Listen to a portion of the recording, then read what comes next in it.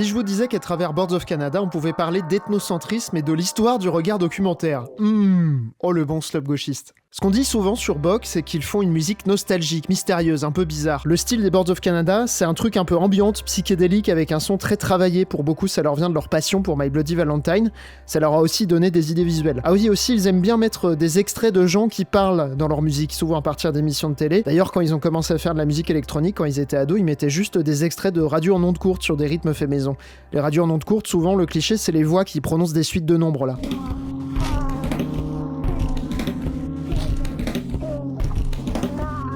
Et surtout, le truc central, ils s'inspirent des musiques d'habillage de la télé des années 70 à 80, celles qu'ils regardaient quand ils étaient petits. Genre des documentaires de l'équivalent d'Arte chez eux, ce qui s'appelle le National Film Board of Canada. Tout est lié, sa mère. Et cerise sur le gâteau, Bok, ils donnent une couleur un peu vieillotte à leur musique en dégradant volontairement la qualité du son à la manière d'une bande magnétique, comme un vieux souvenir qui s'effrite. Leur premier album, Music as the Right to Children, se rapproche d'un sentiment très particulier, genre pauvre, t'es gamin, t'es pas à l'école parce que t'as 42 fièvre et tu te poses toute la journée devant la télé à moitié dans le gaz. Faut bien comprendre que les années 60 à 80, c'est une époque, y compris en France, où certains programmes, parfois faits pour les plus jeunes, avaient une ambiance assez spéciale avec une bande son parfois expérimentale un peu hallucinée. Et ça laisse des traces. Cette image-là, elle permet de comprendre le mélange des genres qui fait que Bok est unique. Le blogueur Adam Harper résume la chose dans les années 2000. Boards of Canada lutte avec l'utopisme lourdingue de la contre-culture en relation avec le psychédélisme et la nature, mais le fait dans un paradoxe élégamment discret, à travers les repères d'une enfance caractérisée par un modernisme technique et scientifique, ainsi que par l'apprivoisement et la classification de la nature à travers la photographie, les classes vertes et les émissions télépédagogiques. En fait, il joue beaucoup sur les oppositions, l'artificiel et le naturel, rationalité, spiritualité, rêve et cauchemar. Le plus facile pour comprendre, c'est d'écouter l'interlude de Color of the Fire, par exemple.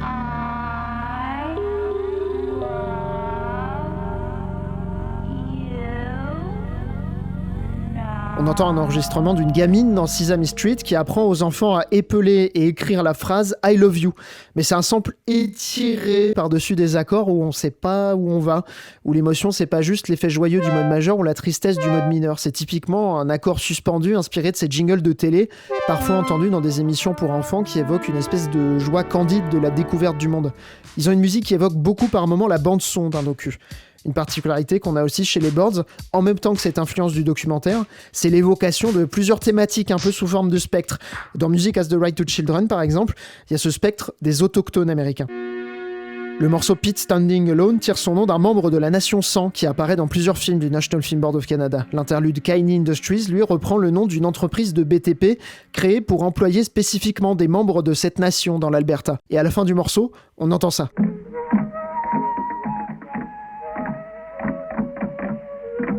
Comme une obscure musique traditionnelle enregistrée par un ethnomusicologue. D'ailleurs, c'est pas anodin, le documentaire s'est apparu en grande partie avec des films ethnographiques, littéralement l'étude des autres ethnies. Lévi-Strauss ! Pour certains historiens du cinéma, le premier documentaire c'est Nanook l'Esquimau, sorti en 1922. Ça se voulait être une étude, une représentation pseudo-réelle des Inuits, même si en vrai, c'est énormément mis en scène. Quand Adam Harper parlait de ce phénomène d'apprivoisement, de catégorisation des choses, il y a un peu cette tendance froide dans la façon dont la science traite de la faune, de la flore, mais aussi des autres ethnies en dehors de l'Occident. C'est des gens, mais ils sont pas comme nous. Et La Shoat et Robert Stam, deux chercheurs en études postcoloniales, en parlent en 1994 dans leur bouquin Unthinking Eurocentrism, Multiculturalism and the Media. La photo et le cinéma ont souvent représenté des endroits et des cultures étrangers comme aberrants par rapport à l'Europe, opérant dans un continuum entre zoologie, anthropologie, botanique, entomologie, biologie et médecine.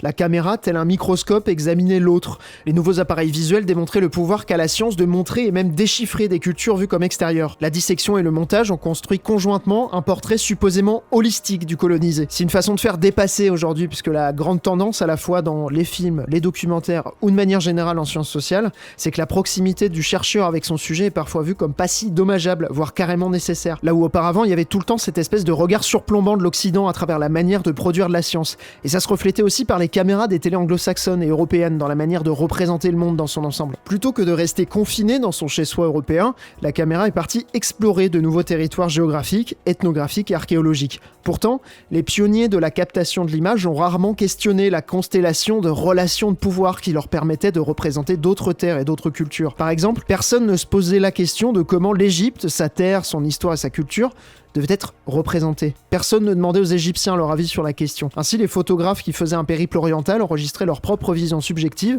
et dans le même temps, ils traçaient une frontière très claire entre le sujet qui observe et l'objet qui est observé, entre le voyageur et le voyagé. Et l'évocation de ce regard occidental à travers la caméra, il y a un documentariste britannique qui en parle bien, c'est Adam Curtis.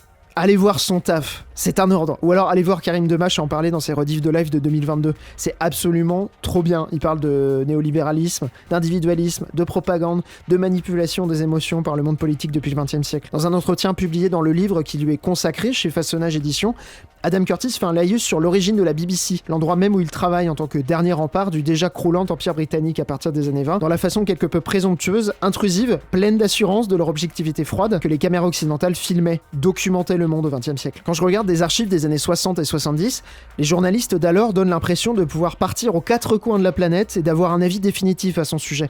C'était une forme d'arrogance postcolonialiste. Et c'est une tendance dont on hérite aujourd'hui, qui est encore présente par petites bribes.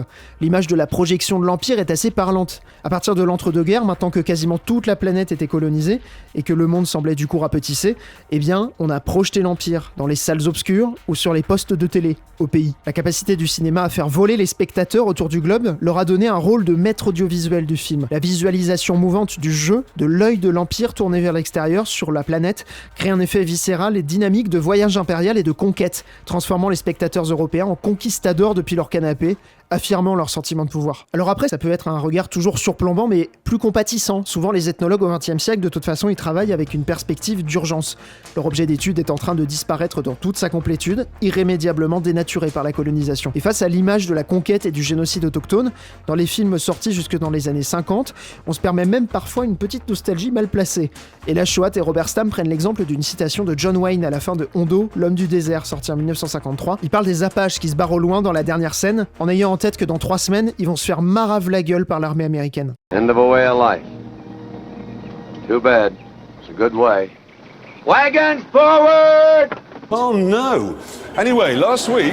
L'élimination des Amérindiens permet une nostalgie pleine de regrets, comme une façon de parler des Amérindiens au passé qui invalide leurs revendications actuelles, tout en leur exprimant une tendresse posthume. C'est dans le cœur brisé par le chagrin que je monte sur le trône, sachant que malgré notre infinie douleur, nous nous relèverons pour saluer l'avènement d'une ère nouvelle. Le projet de Boards of Canada est en quelque sorte une forme de documentaire nature un peu bizarre, qui embrouille et mystifie plutôt qu'il n'explique et apprend. Ses caméras et ses micros pointés vers l'esprit, l'observant recevoir et analyser des informations sur le monde extérieur. Des infos qui viennent de l'extérieur, qui nous parviennent par un médium, un intermédiaire, qui n'est pas neutre, qui est cette industrie cinématographique et télévisuelle qui projette une certaine vision du monde, qu'on ne remet pas forcément en question avant l'arrivée de l'adolescence et de l'âge adulte. Et Bock surfe beaucoup sur cette mélancolie d'un monde qui semblait plus simple durant l'enfance à travers l'écran cathodique. Il y a un ethnomusicologue très intéressant, Ryan Clark, qui se définit comme un géologue de la tonalité, en gros il fait le lien entre musique et lieu géographique, et lui à travers Bock il perçoit comment cette espèce de nostalgie peut totalement aveugler une personne sur les choses qui n'allaient pas dans le monde quand elle était petite et bien au chaud devant sa télé. Bock évoque souvent une maladie particulièrement blanche, un laisser-aller ludique et superficiel voguant joyeusement aux côtés d'une fausse nostalgie, brûlant la terre indigène sur leur passage. Music as the Right to Children le fait habilement en juxtaposant l'âge d'or de l'ethnocentrisme occidental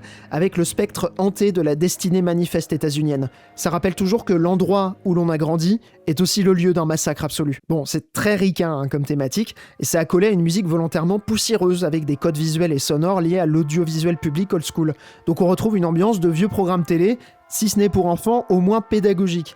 Et on peut sentir une ambivalence entre parfois des images documentaires, donc à vocation scientifique, et le poids du passage du temps dans la qualité de l'image comme dans ce qui est filmé et la manière de le filmer. L'auditeur peut donc ressentir une certaine mélancolie assez abstraite, et si on reste sur la thématique des autochtones, on peut avoir une autre variante, une fascination un peu similaire à la façon dont les mouvements hippies au New Age peuvent parfois fantasmer des modes de vie pré-capitalistes ou avec une grosse part de spiritualité.